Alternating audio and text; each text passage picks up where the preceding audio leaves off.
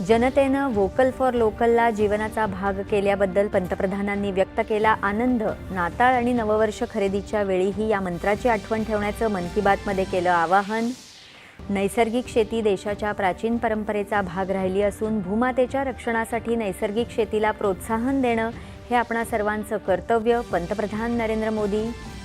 उद्यापासून सुरू होणाऱ्या संसदेच्या हिवाळी अधिवेशनाच्या पार्श्वभूमीवर नवी दिल्लीत सर्वपक्षीय बैठक।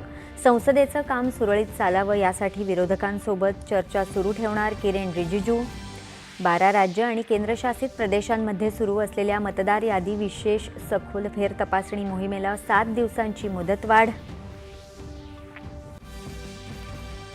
नॅशनल हेराल्ड प्रकरणासंदर्भात काँग्रेस नेत्या सोनिया गांधी आणि राहुल गांधी यांच्या विरुद्ध दिल्ली पोलिसांनी दाखल केला गुन्हा।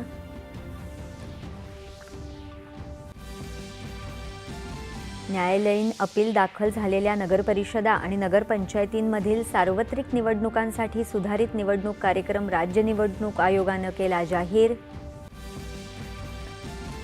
देशातल्या तीव्र सौर किरणोत्सर्गाचा परिणाम झालेल्या 323 एअरबस विमानांच्या सॉफ्टवेअर अपडेटचं काम पूर्ण।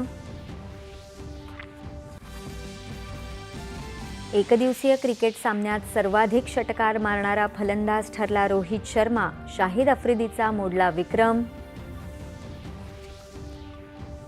आणि दितवाह चक्रीवादळाची तीव्रता वाढली। तामिळनाडू आणि पुद्दुचेरीमध्ये मुसळधार पाऊस। श्रीलंकेत भारतातर्फे बचाव कार्य जारी। नमस्कार, 4:30च्या बातमीपत्रात मी आदिती